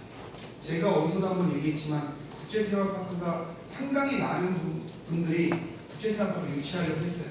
근데 지난 10년간 한 번도 안 됐습니다. 근데 저는 제가 국제테마파크를 유치하는데 상당히 기여했다고 생각합니다. 그러니까 국제테마파크라는 게 시장 한 명이 노력해서 되는 거다라고 하면 거짓말이에요. 저는 그렇게 생각하지 않습니다. 하지만 제가 청와대에 있을 때 작년 1월에요. 국제테마파크가 내가 시장 나갈 건데 되게 중요하다. 그래서 이학수 수자원 사장을 만났어요. 청와대로 불렀습니다. 오셨어요. 와서 이런 국제테마파크 해야 된다. 그런데 그때도 기재부에서 반대하고 어디에도 반대하고 절대 안 될 겁니다. 이건 뭐 수자원 사장님하고 인터뷰 요청해서 그런 거 들으실 수 있으니까 안 된다고 했어요. 그래서 괜히 헛고생하지 마세요. 그래서 제 공약이 없습니다. 근데 이게 필요할 거라고 저는 생각을 했고 이거에 대해 청와대에 있을 때 제가 많은 분들한테 얘기를 했어요. 근데 어떻게 보면 제가 오늘 좀 좋았습니다. 국가에서도 무언가 경제 활력을 이렇게 필요했고 그 다음에 또 하나 일자리도 만들어야 되고 4차 산업과 연계되는 것도 필요한데 이 부분을 생각하지 잘 못했어요. 근데 제가 얘기했기 때문에 그럼 그것도 검토해 볼까에 집어넣은 거는 제가 명확합니다. 근데 이게 거기에 필요성하고 딱 부합된 거죠. 그래서 국제테마파크는 이미 거의 확정적으로 있었다고 생각하시죠. 이 정도 되면 제가 한 거랑 거의 딴 분이 다 했다고 할 겁니다. 근데 하여튼 제가 이끌는데 어떠한 신들의 뜻은 내밀었다. 이렇게 해서 진행이 됐고 저희가 역사 유치도 제가 윤건영 실장하고 계속 제 1년 후배고 한 23년 전부터 친해가지고 잘 압니다. 해서 역사도 유치했는데 전 이게 되게 중요한 변곡점으로 갈 것 같거든요. 이 국제테마파크가 있으면 그 옆에 저희 공룡할 화석지가 있습니다. 그 옆에 저희가 무언가를 할 생각을 하고 있어요. 이번에 제가 뉴욕하고 워싱턴하고 이거랑 연관되어 있는데 될지 안 될지 몰라서 언급은 자제하겠습니다. 거기에 무언가를 유치하려고 하고 있습니다. 그렇게 되고 나서 저희가 제부도가 있고 제가 강력하게 믿는 건 백밀입니다. 이미 너무 특정한 데만 믿는다고 하지만 제가 청와대에도 보고 있고 얼마 후에 사회적 경제 시스템 별로 들어오는데 지난번에 제가 청와대 비서관이 2번이나 왔고 청와대 사회적 경제 비서관도 왔었고요. 그 다음에 우리 어촌계에 대한 회의도 거기서 했습니다. 저는 사회적 경제에서 한번 벗어나야 되는데 그게 뭐냐면 사회적 경제를 대한민국에서는 사회적 협동조합이냐 사회적 기업이냐 뭐 협동조합 이런 마을 기업 이렇게 틀에 넣어요. 하지만 사회적 기업이라는 건 가치를 여기 이롭게 해서 이렇게 함께 살 수 있는 문화를 만드는 겁니다. 거기에 최선도에 되는 게 저는 대한민국뿐만 아니고 제가 유럽이나 사회주의 국가를 다니면서 백미는 절대 되지 않습니다. 우리 거를 성공시킨 사례가 있는 거예요.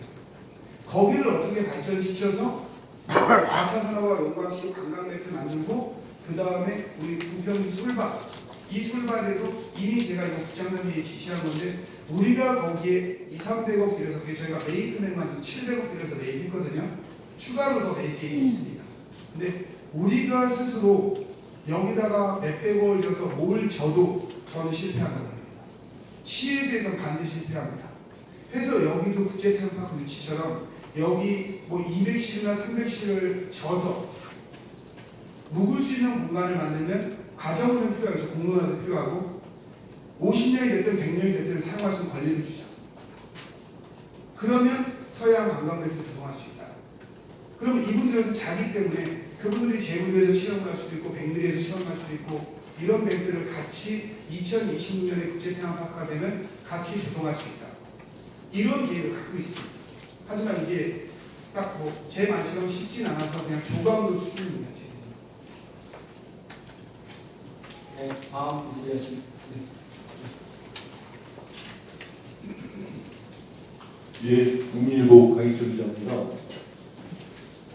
시장님의 말씀을 듣다 보니 화성시는 국민주권에서 주민주권으로 상당히 넘어온 것 같아서 상당히 환영하는 바이고요. 제가 질문드리고 싶은 거는 시장님께서 상당히 5급 개방직을 확대하시려 하고 진행하고 있는 걸로 알고 있습니다. 저는 그 부분에 대해서 반대적인 논리로 좀 말씀을 좀 드리고 싶은데요. 5급이라는 것은 기초지자체에서 꽃 중에 꽂힌 그 직급이고, 그거는 다른 말로 말해서 공무원사회에서 어떤 예측 가능성, 내가 9급에서 와서 쭉 하다 보면 5급에 갈 수 있다, 이런 예측 가능성이 좀 하나고, 또 하나는 5급은 또 전문성이 있어서도 상당히 업무적으로 전문성을 요구하는데, 그런 부분을 충분히 감안하시고도 지금 나름대로 그걸 하고 계시는데, 그런 분들은 그거에 대한 어떤 철학적인 거가 있는지 거기에 대해서 답변 좀 부탁드리겠습니다.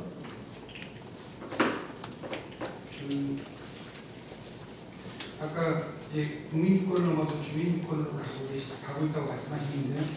그거랑 매일 같습니다. 왜 그러냐면요. 저희 화성시가요. 20년 전에 인구 18만이었습니다. 지금 외국인 포함해서 83만입니다. 60만 명이 늘어났어요. 저희 공무원 수가 아까 제가 취임했을 때 1,800명에서 2,500명입니다. 금년하고 내년에요. 화성시에서 국장님이 14분에서 15분이 승진하시고요. 5급이 60명이 있습니다. 이런 지자체는 대한민국에 없습니다. 이게 무슨 의미를 갖고 있냐면요. 화성시에서 어떠한 특정한 과를 만들었어요.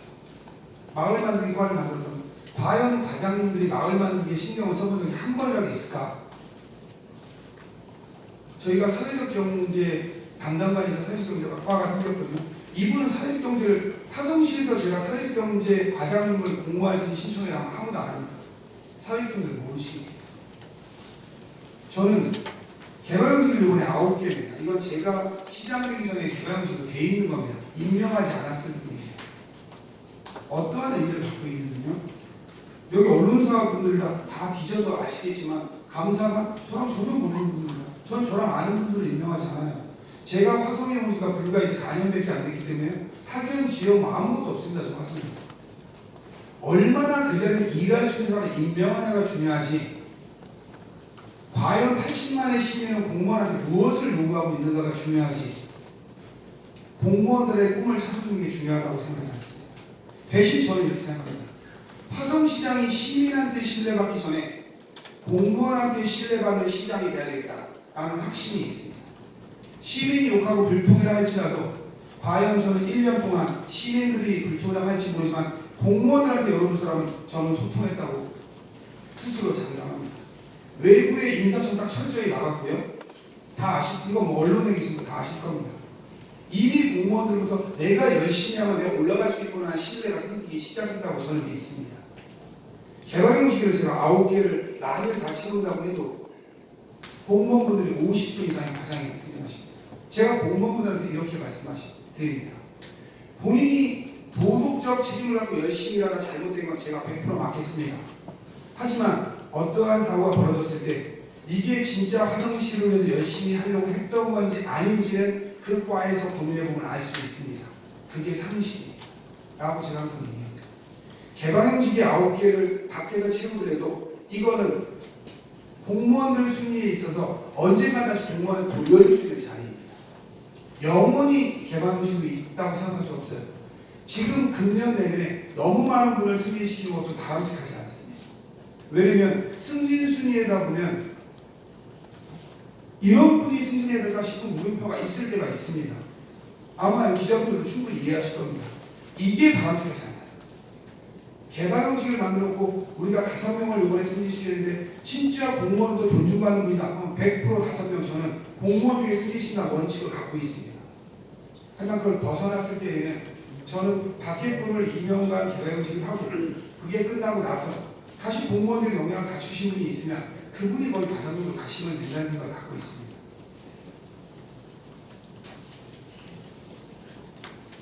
네, 다음 지금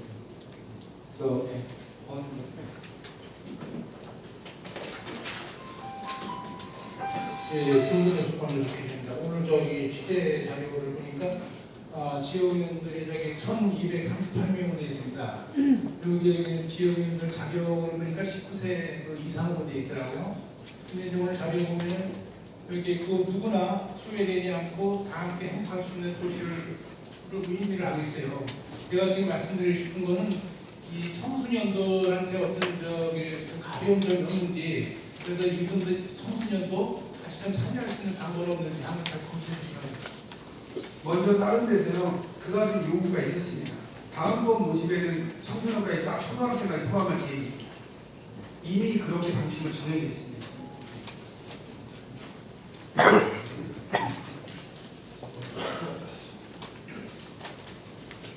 네, 스프라이즈 뉴스 정용근입니다. 시장님 말씀 중에서 또 말씀을 하셨지만 시장은 방향성을 정하는 사람이다 라고 말씀을 주셨는데 시장님 말씀 중에서 아까 공약 이행률은 그렇게 중요하지 않고 시민들의 소리 고민을 해결하는 것이 더 중요하다라고 이렇게 말씀을 주셨는데 지금 화성 같은 경우에는 이제 아까도 말씀 주셨지만 거대 프로젝트들이 많이 있습니다. 이 공약 이행이라는 어떤 객관적인 어떤 지표가 방향과 목적이 없으면 시정 방향이라든가 아니면 도시 발전의 방향성이 이게 버무려질 수 있는 그 위험성이 있을 텐데 그 부분에 대해서 시장님께서는 어떠한 방법으로 이것을 풀어가실지 말씀해 주시기 바랍니다. 제가 아까도 말씀드렸지만 몇 년 전부터 철저히 시장을 연구소 만들어서 준비한 사람이 아닙니다. 그리고 현행 법의 한계 때문에 이 정도 시장 나오려면 자기가 5년 정도 연구소 만들어서 직원 한 20명 갖추고 연구해서 공약 내야 제가 그냥 될 것 같아요. 근데 아까처럼 제가 공약 기능이 중요하지 않다고 할 이유를 조금 부연 설명드리면 제가 어떠한 공약을 내도 이행이 되더라고요. 그러니까 말을 아라고 하냐 어라고 하냐. 제가 예를 들면 유치원 아이들을 위한 이런 환경을 만들겠다 하면 그 유치원 아이들을 위한 제가 공약을 낼 때는 화성시 전체 유치원 아이들이 이런 혜택을 받으면 이 공약의 목적이었어요. 근데 지나고 나면 우리가 유치원 애들 방과후 돌봄 하면 한 군데만 줘도 공약이 이행하게 되더라고요. 그런 취지에서 아까 공약 이행이 중요하지 않다는 표현을 한 겁니다. 이해를 충분히 제 설명이 부족해서 이해를 그렇게 하실 수밖에 없었을 겁니다. 제가 노인 치매 안심원 도시를 만들겠다. 그러면 치매 안심센터에서 그 동네 몇 명만 가면 공약이 이행되고 되더라고요. 이러한 말씀 때문에 그런 게 중요하지 않고 함께 느낄 수 있는 우리가 모든 사람이 보편타당성으로 느낄 수 있는 게 중요하다 생각하고 천상 시간이 흐르면 제 느낌상 1년 되고 제가 6월 며칠 날 한번 국별로 쭉 보고를 받았는데요. 제 공약이 착착착착 진행되고 있더라고요. 아마 다른 도시도 다 그럴 겁니다. 하지만 그게 그 각 시장, 그리고 구청장이 낼 때 공약의 마인드였는지는 제가 모를 수가 있어요. 왜? 제 공약을 보면서 제가 하려는 마인드가 아니라는 느낌을 되게 많이 받고 있습니다. 제가 아까 함께 사는 사회적 약자를 위한, 그래서 지역아동센터 시립화를 얘기했는데 그저께 제가 공담에 갔었습니다. 근데 그렇게 제가 강조했는데 그냥 공약 이행한 거에 불과한 지역아동센터가 나옵니다. 과연 지역의 사회적 약자인 청소년들이나 학생들이 이용할 수 있는 공간일까에 제 스스로 이건 아닌데 싶고 왔는데 이런 의미에서 그런 표현을 한 겁니다. 그렇기 때문에 공약을 떠나서 아까처럼 다른 기자님이 아까 질문했지만 서해안 관광객을 어떻게 만들 거냐 이런 방향성을 잡고 있습니다. 하지만 그걸 수치화하는 것은 조금 무리가 있다 이런 느낌에서 아까 그렇게 말씀드린 겁니다. 네.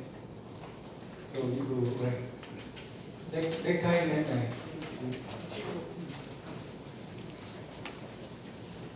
네, 키보드 수원방송 김성호 기자입니다.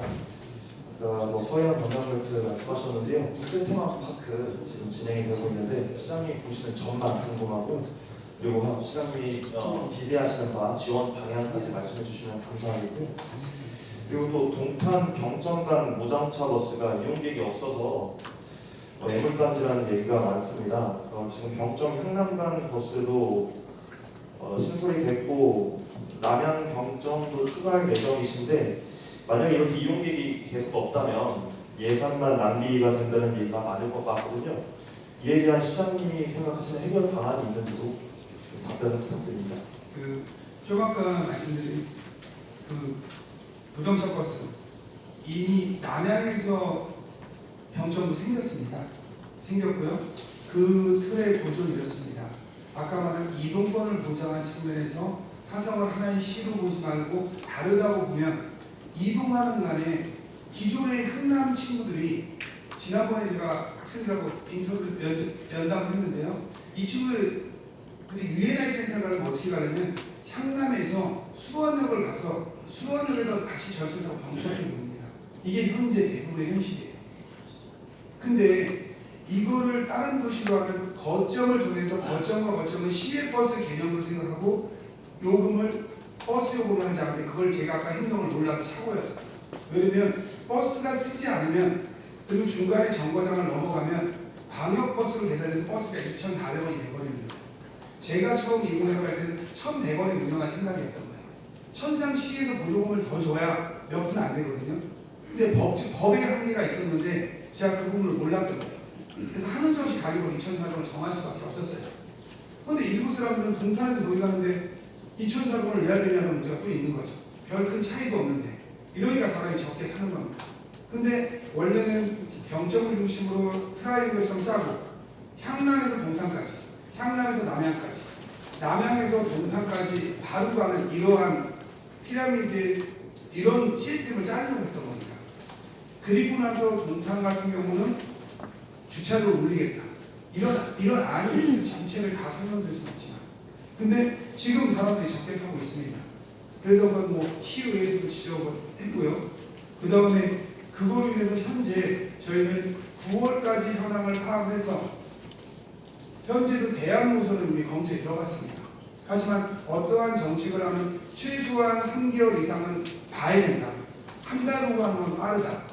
해서 3개월 정도 저희가 7월에 시작했기 때문에 3개월 정도 전체 운영을 보고 뭐 지역차이가 됐든 아니면 이런 간담회가 됐든 해서 시민회견을 수렴해서 필요하면 추가 정거장을 만들거나 이러한 대안을 지금 검토하고 있는 중입니다. 그리고 또 하나 국제 테마파크랑 연관해서 말씀을 하셨는데요. 국제 테마파크에서 지금까지 상황은 그렇습니다. 현재 국제 테마파크랑 관련해서 시에서 지원할 수 있는 정책은 얼마나 빠르게 진행할 수 있는 행정적인 절차입니다.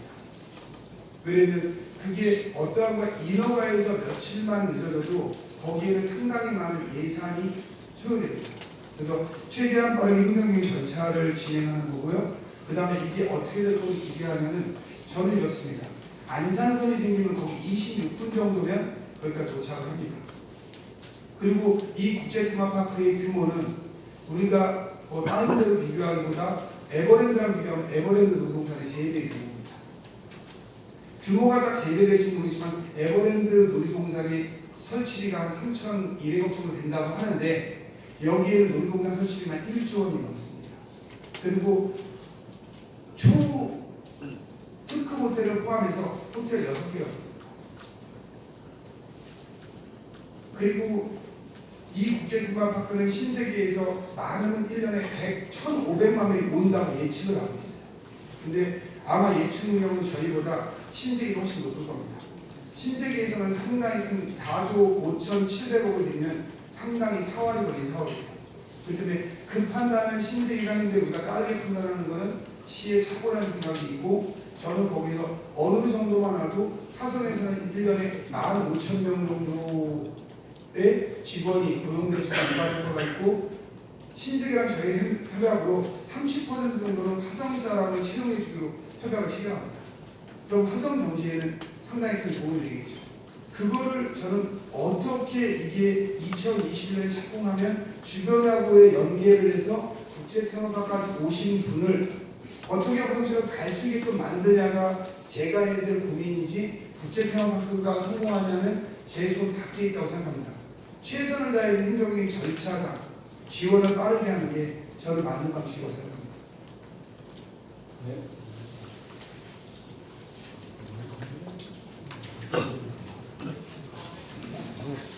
네, 안녕하세요 시장님. 화성저널의 이영찬 기자입니다. 계속해서 이제 서부 쪽, 화성 서부 쪽에 대해서 말씀하셨는데 관광 쪽보다도 제가 알기에는 시장님께서 서부 쪽의 어촌과 어업 발전에 대해서도 많은 관심이 있는 걸로 알고 있습니다. 그에 대한 어떤 비전과 방향이 있는지 한번 말씀해 주시고요. 그리고 혹시 전 임기 사업 가운데서 혹시 예산을 축소하시거나 이런 좀 반대하는 그런 사업이 있으시다면 한번 말씀해 주시고 마지막으로는 이제 취임 초기부터 어떻게 보면 파격적인 행보를 하고 계신다고 알고 있는데 예를 들자면 이제 축사나 행사장, 인사장 이렇게 요식적인 그런 형식적인 그런 부분들은 이제 좀 생략해가고 줄여간다는 걸로 알고 있습니다. 이에 대해서 시장님의 정확한 한번 답변을 부탁드리고요. 최근에는 그 화성신문에 게재된 축사 부분에 대해서는 어떻게 된 것인지 그것도 한번 창간 축사가 게재됐었는데 그건 어떻게 된 부분인지 그것도 한번 화성신문의 창간 축사요? 네. 제가 솔직히 그런 축사들은 솔직히 잘 모릅니다. 대부분 네. 시장들이 축사를 쓸 수 있는 사람도 아니고요. 네, 알고 있습니다. 네, 그래서 제가 뭐가 나가는지 솔직히 잘 모르고요. 그다음에 뒤에부터 제가 메모한대로 말씀드리면 저는 축제 같은 것도 이렇게 축제 시신제를 저희가 개최합니다. 그리고 행사장에를 안 가는 건 저는 그렇습니다. 가치 있고 의미 있는 행사는 한 명이라도 간다. 하지만 사람들이 시민들이 많이 모여서 제가 인사하기 위한 행사는 올바르다고 생각하지 않는다. 그러니까 시민들이 가요제를 하는데 시장이 올라가서 인사만 하는 시민이 원할까? 저는 시장 되기 전에 그걸 싫어했어요. 그러면 제가 싫어한 건 안 해야지. 왜 무대를 만들고 맨 앞에 시장이 앉아야 될까? 저는 그거에 대해서도 좀 부정적입니다. 아마 4년 안에 이렇게 거의 다 수정이 될 겁니다. 한 번에 하려니까 저는 쉬운데 시의원들도 있고 다른 분들도 있어서 이게 어려움이 좀 있어요. 그래서 행사에 가는 거는 우리 도시의 가치에 의미 있는 행사. 그리고 시민을 즐겁게 하는 축제는 시민이 즐겁게 하는 거에 포커스가 맞춰져야지 거기에 필요 없는 무대를 만들 필요 없다. 그러니까 시민들의 행사에 반드시 필요한 무대를 만들어줘야죠. 하지만 상당히 많은 게 예전에 제가 정치에 있으면서 무대가 없어도 되는데 시장이 인사만 하기 위해서 예산을 써서 무대 만드는 거 이런 거는 좀 필요가 없다. 이런 거는 좀 삭감하자. 그런데 시장이 시민의 대표성으로 그 행사를 주관해야 되는 상황이 벌어질 수 있어요. 행사를 하다 보면. 뭐 예를 들면 풍어제 같은 걸 하는데 거기서 시장이 거기서 제일 하는 게 좀 중요하다. 이 의미를 가질 수 있습니다. 그런 의미 있는 행사에는 참여를 한다. 하지만 그렇지 않은 거에는 게스트로 똑같이 시민과 똑같이 게스트로 참여하고 그냥 일반적이 아니다. 그리고 저를 소개하는 것도 할 필요가 없다. 이게 기본 방향입니다. 그리고 그게 시민들이 원하는 걸 거라고 저는 생각을 하고 있어요. 제가 시민일 때도 그걸 원했기 때문에. 저한테는 감동이죠. 제가 맨날 그런 데 가서 무대에 있으면 시장 왔어요 해서 저를 알리는 데는 도움이 되겠지만 저는 그건 올바르다고 생각하지 않고 있습니다. 그 다음에 전 시장님의 사업에 축소한 게 있냐? 저는 전 시장님이 상당히 유능하다고 생각하는 사람입니다. 일부 특정한 것은 저랑 가치관에 좀 다른 부분들은 좀 있죠. 그거는 시장이 바뀌었습니다. 거기에서 축소한 거에 대해서 대표적인 건 이음토 사업이라고 하시면 되고, 나머지는 제가 전 시장님 사업을 거의 축소하지 않았습니다. 그러면 지금 화성시의 상황을 그대로 말씀드리면 저희가 재정자료도 1이고 예산이 충분히 있기 때문에 굳이 전 시장님 사업을 삭감하면서까지 제 사업을 할 만큼 제 공약이나 사업이 크지 않습니다. 지금 1년간 해온 걸 보시면 뻔히 아실 겁니다. 근데 이음토를 축소한 건 이음토를 20몇 개 지신다고 했는데 그게 하나당 260억에 가까이 됩니다. 땅을 사서 짓는 건 300억이 넘게 들어요. 근데 26개 지면 1조 원에 육박합니다. 그리고 이 1조 원에 육박하는 문제가 1년간 유지비가 500억이 넘게 됩니다. 다 짓게 돼요. 그거는 좀 바람직하지 않다. 그래서 요번에 지금 계획된 걸 그 다음에 지금 100억 규모에서 지금 이음토를 짓고 있습니다. 그 다음에 제가 하는 건 이음토가 반드시 져야 되나? 저는 이런 생각이 좀 많이 있습니다. 그 청사의 상징성 있는 거는 돈이 들어도 의미 있는 조형물을 만들어내는 생각이 있어요. 그러니까 우리가 어떠한 예를 들면 남양청사 진다 하면 건물이 큰 게 아니고 예술적 가치나 도시 미관적 가치를 묻어서 많은 비용을 들여 질 필요도 있다. 그런 부분이 많이 있습니다. 하지만 그렇지 않고 필요한 거, 예를 들면 청소년, 아까 모든센터에 2층은 청소년이고 3층은 이제 어머니들 위한 공간이고, 이런 거는 저는 신도시 구간에 한 5층, 4층을 통으로 임대해도 된다는 생각입니다. 그걸 굳이 청사에서 소유할 필요는 없다고 생각해요. 우리가 모든센터이고 청소년관 이런 관을 청소년들이 쉽게 다가갈 수 있는, 그러니까 주민센터를 짓는다고 가정을 하면 주민센터를 얼마나 도시 디자인, 도시 건축을 선도해 가게, 짓냐, 여기 비용을 쓰냐에 대해 긍정적입니다. 하지만 거기에 주민자치 프로그램 공간을 만들어서 많이 크게 만들려면 주민들이 많이 살고 있는데 층을 임대해서 하자, 이런 생각을 좀 가지고 있습니다. 그래서 이음토의 역할 중에서 우리가 구석구석 들어가서 할 거는 사람이 몰려서 하는 데가 떨어지는 하는 데가 있잖아요. 그 아이가 1시간 30분 이렇게 걸어간다고 가정하면 이동하는 것보다 거기 가서 작은 이음토들도 필요한 걸 만들면 된다. 이래서 좀 방식이 전환된 거라고 이해하시면 좀 더 편할 것 같습니다. 그러면 어초로랑 관련해서는요.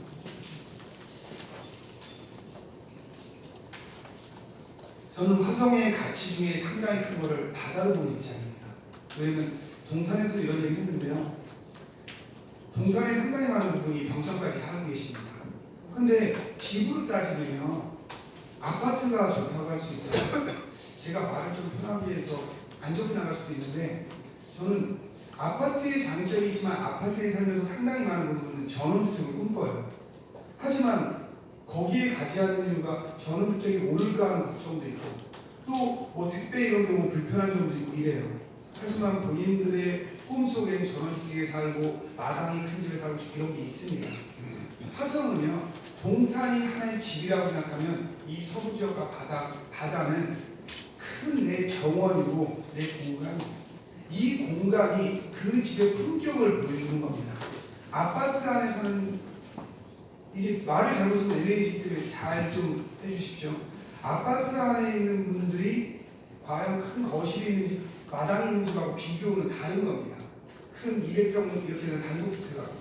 화성은 우리가 수원하고 비교하면 수원은 집밖에 없는 거예요. 하지만 화성은 정원과 마당과 호수를 함께 가지고 있는 집이라고 해요. 여기에 최종의 가치는 저는 바다 쪽에서 나온 것이다, 이런 생각을 갖고 있습니다. 또한 화성이 경기도의 80%의 바다를 가지고 있습니다. 제가 시장이 되고 그 앞에 양식하는 데도 있죠. 이 양식을 더 이상 허가해 주지 말라고 했습니다. 이게 허가 기간이 꽤 길더라고요. 20년씩 허가를 내줘서 한 번 허가하면 20년간 그 앞에 저걸 쳐요. 근데 저희 어민들이 다른 방식으로 살 수 있는 방식을 제가 보내줍니다. 그 전에.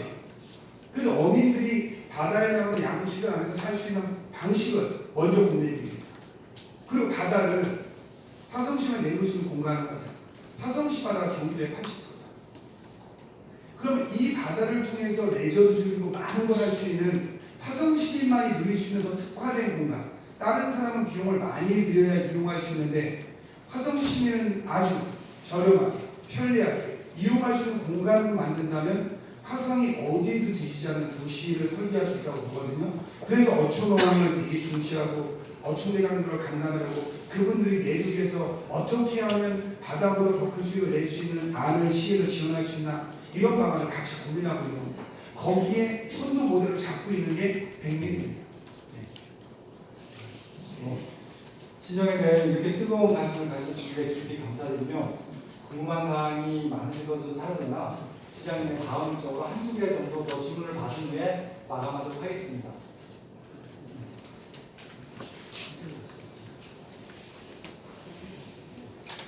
예, 저는 그 시장님 그 인터뷰 소속과 성함 좀 그 뉴스타워의 조백현 기자고요. 저는 그 시장님의 그 인터뷰가 이렇게 허례없이 다 그 배제하고 그 질의응답을 이렇게 심층적으로 다양하게 그 정말 그 마음껏 그 질문하고 답변할 수 있는 이런 자리는 그 처음이라 정말 그 신선했고요. 그리고 그 특히 그 1년밖에 그 안 지났는데 이렇게 그 소상하게 그 시정을 파악하신 거는 그 주민과의 그 대화와 공무원과의 그 대화를 통해서 충분하게 그 의견을 듣고 그 시민과 함께 참여, 실질적인 참여 행동을 통해서 그 이룬 그 성과라고 생각을 하거든요. 이런 부분에서 일단 그 강한 인상을 받았다는 것을 말씀드리고요. 제가 질문하고 싶은 거는 그 지역회의와 관련해 갖고 저는 그 시장님의 가장 그 특징적인 이런 그 부분이 시민을 실질적인 그 행정과 정책 그 주체로 그 세우고 있다. 다른 그 시장이나 그 지자체에서는 물론 그 시민을 그 행정에 참여시키려고 하지만 거의 일회성이나 아니면 형식적으로 이렇게 그 자리를 만들어서 그 시정을 홍보하거나 그냥 그 전체 행정에 이런 것들이 많은데 제가 그 시장님의 그 행정에서 좀 차이점을 느끼는 거는 시민들이 참여하는 걸 실질적으로 보장하고 있고 그걸 제도화하고 있다는 이런 점에서 상당히 그 높게 그 평가를 하고 있습니다. 그런 과정을 통해서 시장님도 많이 준비하시고 그 지역 곳곳에 그 지역회의를 하면서 그 누구보다도 빨리 그 시정에 대해서 파악하고 고민을 많이 하게 되는 그런 그 과정이 있었다고 생각을 하고요. 근데 이제 제가 그 고민이 된 이제 걱정이 되거나 또는 그 관심이 가는 부분은 뭐냐면 지역회의에 참여하는 사람들이 아무래도 지역의 명망가나 정치에 관심 있는 사람들이 그것과 연결된 사람들이 많이 그 참여를 할 텐데 그렇게 되면 시장님과 다른 의견을 가진 같은 당에서도 경쟁자가 있을 거고 다른 당 사람들의 이런 사람들과 관련된 사람들이 많이 참여해서 뭐 발목잡이 잡기를 할 수 있을 거고 여러 그 의견이 나오면서 혼란이 올 수도 있는데 그런 부분이 혹시 어떻게 나타나고 있는지 뭐 어떤 과정을 거쳐서 그런 것들을 해결하고 있는지 일단 보기에 궁금하고요. 두 번째 마지막으로는 지금 화성시가 전국에서 가장 발전 속도가 빠르고 그 다음에 그 재정 자립도도 그 1위라고 하는데 그 이면에는 또한 그 환경 파괴가 있고 지속 가능한 그 발전에서 문제가 될 수 있다고 생각이 들고 실제로 저는 그 전국 어디를 다녀도 화성시처럼 이렇게 난개발이 돼 있는 부분이 본 적이 없어요. 그래서 미래 잠재 가치 이런 측면에서도 난개발이 가장 큰 그 문제가 될 거다 이런 그 생각이 드는데 그 부분과 관련해서 난개발 혹시 방지할 무슨 고민을 하고 있거나 앞으로 뭐 계획이 있으면 그런 말씀해 주시면 감사하겠습니다. 우선 난개발과 관련해서는 어느 누구나 똑같이 생각하는 게 화성의 가장 큰 문제는 난개발입니다. 그게 동전의 양면 같은 겁니다. 화성이 재정그래프 1위, 성장률 1위로 올 수 있었던 건 기업의 역할이에요. 그러니까 충분히 예측됐던 일입니다. 근데 거기에 대해서 준비가 부족했던 건 명확히 사실입니다. 그래서 제가 시작은 되고 국회나 제안에서 시작된 게 국회 안에 난개발 방지 포럼이 만들어졌습니다. 그래서 정기로 지금 회의하고 있고요. 그 국토부도 참여하고 환경부도 참여하고 있고요. 저희가 우선적으로 하려고 하는 것은 말씀대로 화성의 미래는 아까 제가 바다에 있다고 했지 않습니까? 그리고 이쪽이 지구를 다닌 마당이라고 했지 않습니까? 마당에는 적절한 나무도 심겨야 되고 길도 만들어져야 되고 이래요. 근데 집이 되게 멋있는데 거기 흉물스러운 게 있는 거랑 지금 똑같습니다. 근데 이걸 어떻게 갖출까 해서 저희가 지금 고민하고 있는 그냥 조감도 정도만 말씀드리면 아마 빠르면 저희가 지금 진행을 하고 있는데 특구 정책처럼 먼저 정해집니다. 그래서 조례를 정해서 우선 외장을 바꾸자. 이건 뭐 현실화되는 많은 시간이 필요한데 어느 지역을 정해서 우리가 10개면 10개 외장안을 그래서 저희가 요번에 정해서 이렇게 바꾸면 시에서 어떤 지원을 하겠다. 그래서 예산을 해서 외장 지원을 할 겁니다. 그리고 새로 들어오는 공장에 지금 거의 기본적으로 공장 이런 거 안 되겠다는 것이 기본 방식인데요. 낼 수밖에 없는 상황이 되면 외장의 모델을 이렇게 하고 이러이러한 형태를 갖추면 어떤 지원을 하겠다라는 조례를 제정할 계획이 있습니다. 현재. 그래서 그걸 진행하고 있고 또 하나는 저희가 기존에 있었던 데들이 어디 보면 우리가 난개발을 하는 첫 번째가요. 시각적입니다. 그러니까 일반 시민들이 지금 기자님을 포함해서 상당히 전문가분들은 다르게 생각하겠지만 일반 시민들이 봤을 때 난개발 어떻게 보냐면 지나가다 지저분하게 보이는 겁니다. 시각적인 측면. 이게 가장 큽니다. 그래서 이 시각적인 측면에 어디는 오래되다 보면 천막을 쳐놓고 천막이 다 찢어져 그냥 방치되고 있어요. 이런 걸 어떻게 하는 거에 대해서 항상 전체로 하는 건 무리수가 있다. 그래서 하나의 면 정도나 오늘 시범적으로 정할 겁니다. 그래서 거기부터 우선 좀 지원을 해보죠. 그리고 그 사례가 지금 현재요. 우리가 국회에서 만든 난개발 방지 포럼에서 화성시를 시범 사례를 정하기로 했습니다. 그래서 그 난개발 방지를 난개발 1위가 화성시라고 보면 맞고요. 2위가 김해입니다. 그래서 거기서 화성시 한 2군데 정도 사례를 뽑아주면 그거를 난개발 방지 포럼에서 국가 차원에서 여기를 난개발을 바꾸는 방안을 모색해주겠다 해서 지금 전문가들이 붙어 있어요. 그래서 저희가 2군데 정도를 설정해서 이미 제출을 한 상태입니다. 그래서 그렇게 좀 진행하려고 하고 있고요. 환경 파괴에 대해서는 조금 설명을 드리자면 저희가 축사나 이런 환경 저해 물질에 대해서는 하지 못하게 기본적으로 전부 다 맡고 있습니다. 그리고 도시개발 계획 심의위원회에도 법률 법적인 문제가 있지만 저희가 최소한 환경 전문가 2명 정도는 도시계획 심의위원회에 넣어야 된다. 이 주장을 제가 계속 국토부에도 하고 있고 국회에도 하고 있어요. 저는 도시계획 심의위원회에 환경 전문가가 들어가지 않으면 이게 해결이 쉽지 않다고 봐요. 그리고 이걸 하기 위해서 화성시는 환경재단을 준비하고 있고요. 근데 환경재단을 준비하면 1년 반 정도가 걸려요. 그래서 금년 안에 화성시 도시공사가 있습니다. 화성시 도시공사는 말대로 도시공사 개발 위주의 이름으로 한번 바꿔봤어요. 그래서 화성시 도시공사 안에 환경국을 설치할 겁니다. 그래서 화성시에서 하는 사업이나 모니터링에 환경을 최우선적으로 합니다. 이렇게 해서 화성시 도시공사는 환경국을 만들고 저희가 환경재단 허가가 나면 그 환경국이 환경재단의 모태가 돼서 내년 안에 설립을 목표로 지금 진행을 하고 있고 국은 금년 안에 설치가 될 겁니다. 그래서 화성 전체에 대한 지표 조사를 우선 할 겁니다. 어느 정도 환경이 파괴되어 있고 일반인들이 보는 오염과 전문가가 보는 오염과 그 다음에 다른 건 어떤가 이런 지표를 요번에 국기생기를 최우선적으로 진행을 하려고 하고 있습니다. 또 하나는 아까 지역회의를 하면서 그 혼란을 어떻게 해결할 건가 저는 이 부분에 대해서 아까도 왜 이러한 간담회 1년 만에 만들었는가 비슷합니다. 일부에서 의원님들이요. 그 지역회의가 민원 듣고 시장이 들어주는 창구 아니냐. 근데 제가 1년 돼서 공개적으로 말씀드립니다. 맞습니다. 왜 맞다고 하냐면 속된 표현으로 물고기처럼 미끼를 쓰는 겁니다. 그분들이 지역에 관심을 갖고 참여하게 하려면 진짜 화성에 큰 문제가 아니면 소소하지 않으면 들어줘야 돼요. 그리고 그분들이 그 과정에서 우리가 필요하면 교육도 시키고 같이 얘기를 해서 이런 부분은 이러한 부작용이 있을 수 있습니다. 이런 걸 점진적으로 해나가는 과정입니다.